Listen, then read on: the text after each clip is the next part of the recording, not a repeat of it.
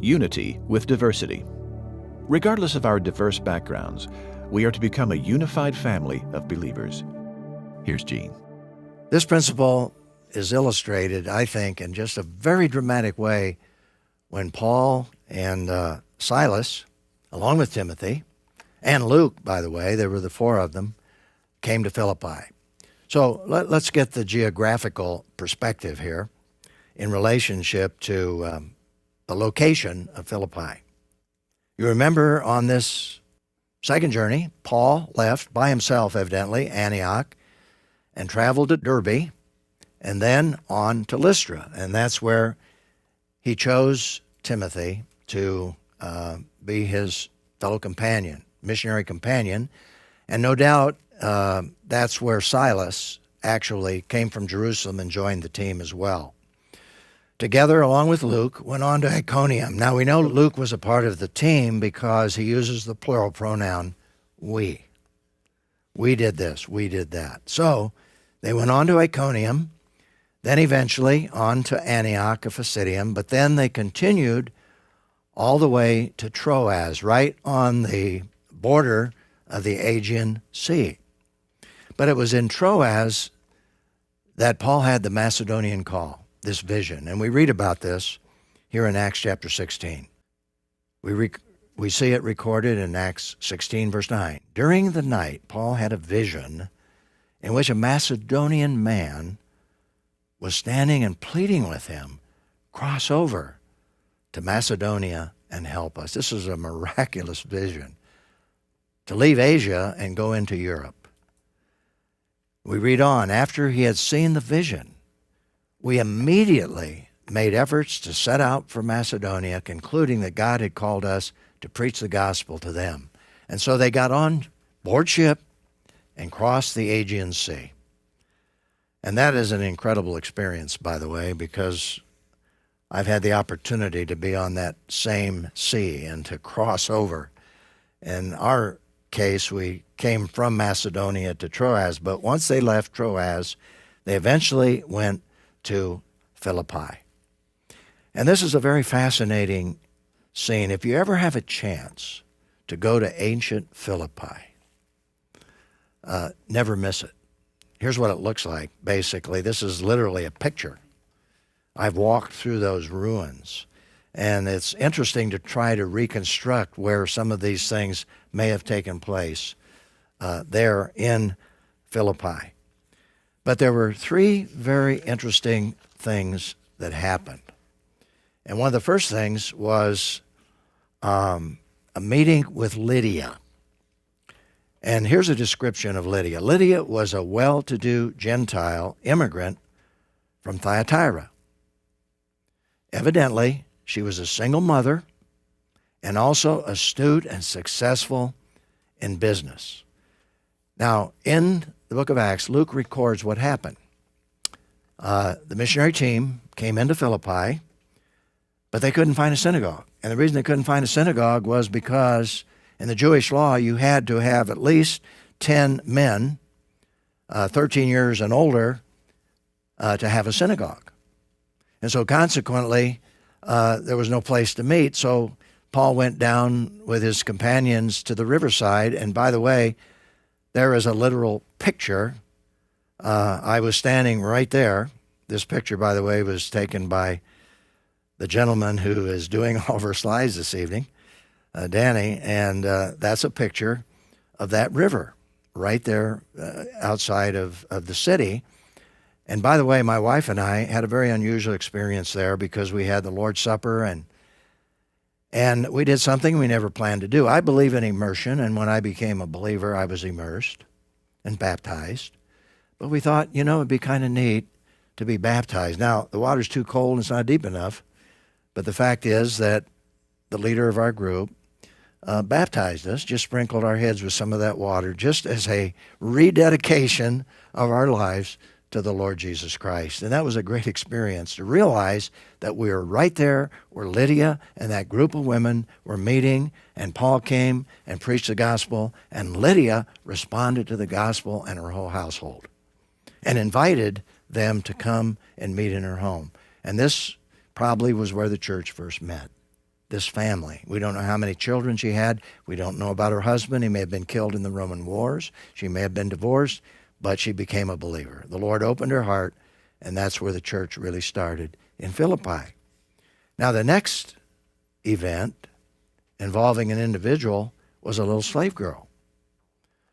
An unnamed slave girl was demon-possessed and totally dependent on the selfish and depraved men who owned her.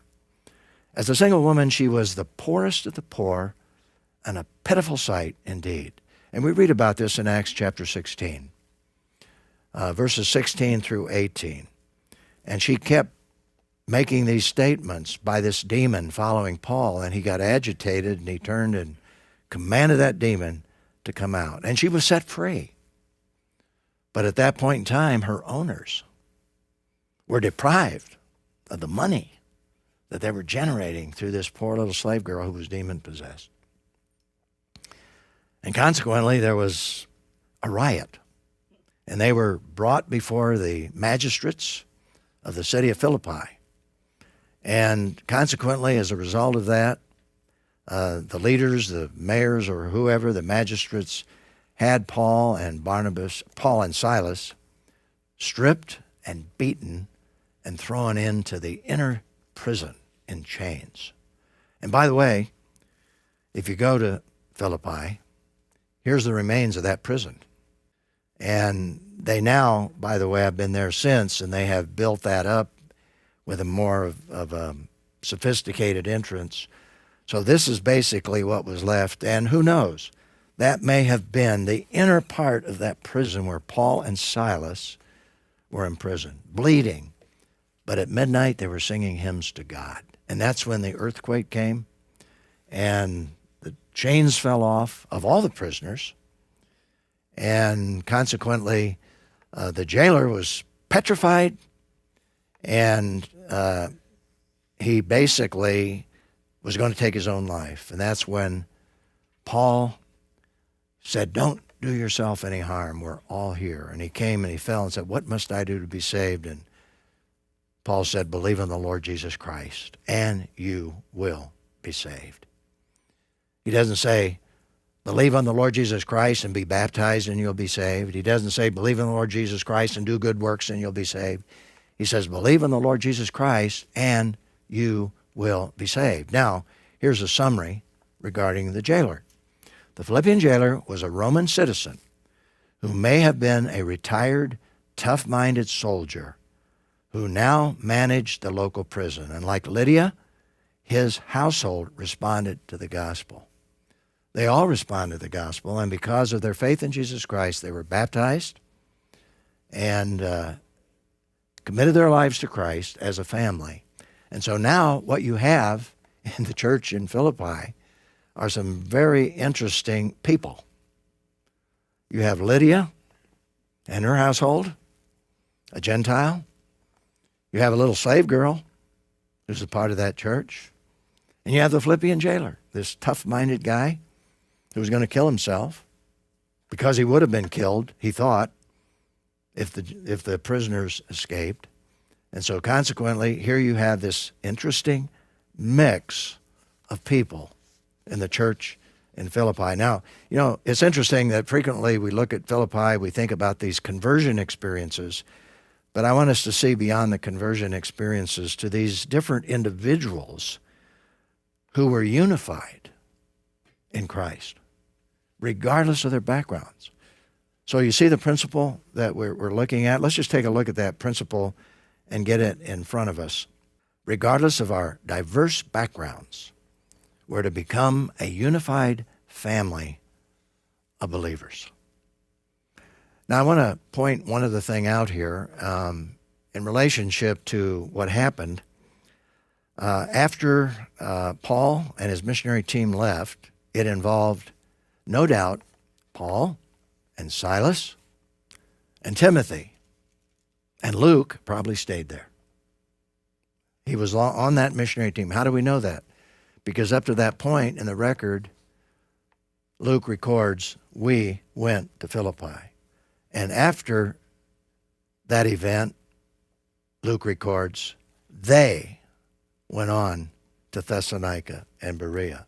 And we believe that Luke may have stayed there for at least 8 years until once again he joined the missionary team when Paul, on the third journey, came back to Philippi. Some actually believe that Philippi was Luke's hometown because he was a Gentile as well. Now, what happened in Philippi was very, very significant in the carrying out the gospel of the Lord and the great commission of our Lord. Because as the gospel went to Europe, and Philippi was the first city in Europe, from Europe came all the great movements of missionary activity to spread the gospel, really, to the whole world and eventually to our own country, the United States of America. So this was a very significant situation when the church was founded in Europe, in Philippi. And I like to think of this as Jesus' second commission there when Jesus said to the apostles before he ascended, "But you will receive power when the Holy Spirit has come on you, and you will be my witnesses in Jerusalem, then in all Judea and Samaria, and to the ends of the earth." And here we see a very significant development in the whole missionary story of Paul and Silas and Timothy and Luke going to Philippi, and from Philippi to see the gospel carried really basically to the ends of the earth. Question. Reflection and response. How do we relate to this principle? What is the main key to developing unity in a church, regardless of diverse backgrounds? And how have you seen Satan attempt to destroy this unity? Well, first of all, when I think of the Philippians, and when I think of these three diverse groups, families, Lydia, slave girl, Philippian jailer, and their relatives, and then others who were added to that church, I think of what Paul wrote to them later from prison. And to me, this is the basis of unity. This is the key, the foundation. This is what Paul wrote. Do nothing out of selfish ambition or conceit, but in humility, consider others as more important than yourselves. Humility is a very important key to unity. In other words, humility says, I am one with you. I'm not greater than you. I'm going to honor you even above myself.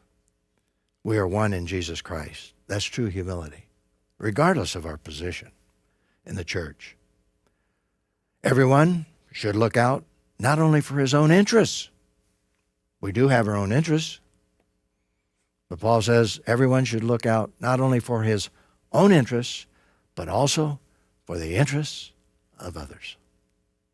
That creates unity. And then Paul gave us the key. I call this a summary of what he's saying. Adopt the same attitude as that of Christ Jesus. That's the key to unity. And what was Jesus' attitude? Paul explains it. Adopt the same attitude as that of Christ Jesus, who, existing in the form of God, did not consider equality with God as something to be exploited. Instead, he emptied himself by assuming the form of a servant, taking on the likeness of humanity. And when he had come as a man, which was a great humbling experience for the Lord of the universe, and when he had come as a man, he humbled himself by becoming obedient to the point of death, even to death on a cross. To me, that's the key to unity. The key to marital unity. I remember when I was dating Elaine, and I was looking at this passage as a future husband. And I was looking at what Paul said in Ephesians when he said, I am to love her as Christ loved the church. And what does that mean? Well, I went to this passage. My attitude should be the same as Jesus Christ. Boy, that's a challenge. that means I'm willing to die for her. Literally. Because Jesus died for me. Now, that's really a command to all of us. We're all to love each other as Christ loved us. So this is the key to marital unity. It's the key to family unity between dad, mom, and children as they grow. And it's the key to unity in the church. And that is the spirit of humility and having the same attitude as Jesus Christ. Now, the second part of this question is, how have you seen Satan attempt to destroy this unity? Well, he's working overtime. You see, Jesus prayed that we might be one in Christ. And Satan knows that. And he prayed, I pray they'll be one as we're one, so the world will believe that you, Father, have sent me. So Satan knows that unity is the key to bringing people to Christ. And so Satan's going to do everything he can to create misunderstandings, to create carnality, to create a thirst for power, to do all of those things that do not reflect the same attitude as Jesus Christ. But we can be victorious over Satan because Jesus prayed for us. And we can therefore make every effort to maintain the unity of the Spirit in the bond of peace. Let's remember this principle. Regardless of our diverse backgrounds, we're to become a unified family of believers.